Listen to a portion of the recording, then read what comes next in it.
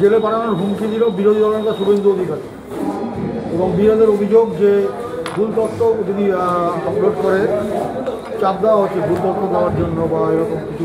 দেখুন, আমি আগেও বলেছিলাম কথা বন্ধ করতে হবে, ঠিক আছে? আমি আগেও বলেছিলাম যে নির্বাচন কমিশন এসআইআরের নামে যা করছে অত্যন্ত ইল প্রিপেয়ার্ড, কোনো প্রস্তুতি ছাড়া করা বলতে যা বোঝায় তাই। প্রক্রিয়ার মধ্যে যেমন নানান অসঙ্গতি, তেমন বিএলও তাদেরকে চিড়ে চ্যাপ্টা করা হচ্ছে। রাজ্যের শাসক দল একভাবে ধমক মারছে, দিল্লির শাসক দল আরেকভাবে ধমক মারছে এবং যে যার পারপাস অনুযায়ী বিএলওদের চালাতে চাইছে। আর নির্বাচন কমিশন ছোটো জগন্নাথের মতন বসে আছে, তাদের কোনো দায় দায়িত্ব নেই। একদিন এক একটা নতুন নতুন সার্কুলার দিচ্ছে, নতুন নতুন কাজ দিচ্ছে, তাদের কাজের ক্ষেত্রে কোনো চাকরিতে তাদের ছুটি নেই, সময় তাদের বেশি নেই, ভুল হলে তাদের বিপদ হবে। এই অপরাধের মধ্যে বিপদের মধ্যে বিএলওদের ফেলা ঠিক হচ্ছে না এবং তারপর নির্বাচন কমিশন ব্যর্থ, আর এদিকে বিরোধী দলনেতা খালি ধমক মেরে যাচ্ছেন জেলে পাঠাবেন।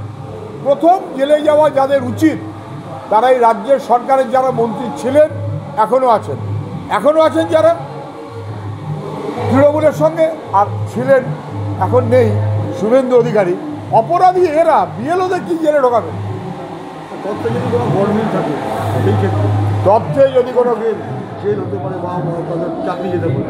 বিএলওদের তৃণমূল একভাবে ধমক দিচ্ছে আমাদের কথায় কাজ করতে হবে, বিজেপি আর একভাবে ধমক দিচ্ছে যে একটু এদিক ওদিক হলে সব জেলে পাঠানো হবে এবং এইটা আসলে নিজেদের পছন্দ মতো করে বিএলওদের চালাবার অপরাধী মন, তার প্রতিফলন।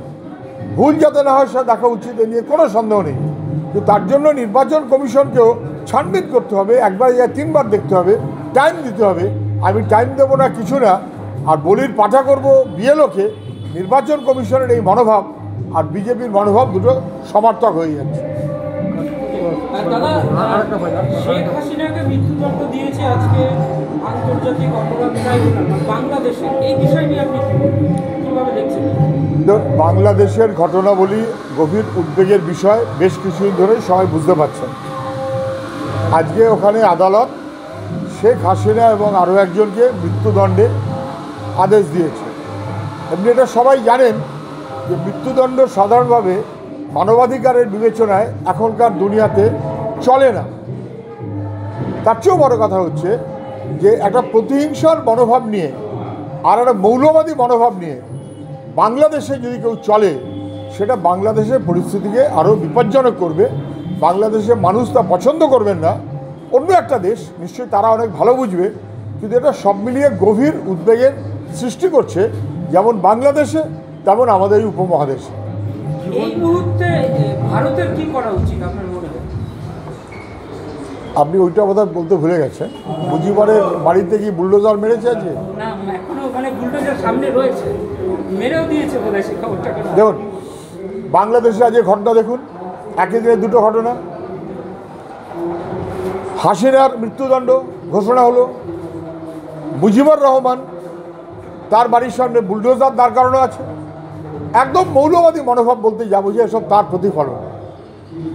ভারতে বিজেপি যেভাবে বুলডোজার সংস্কৃতি তাকে সঙ্গে নিয়ে চলে, বাংলাদেশে মৌলবাদী শক্তি একই রকম মনোভাব নিয়ে চলে।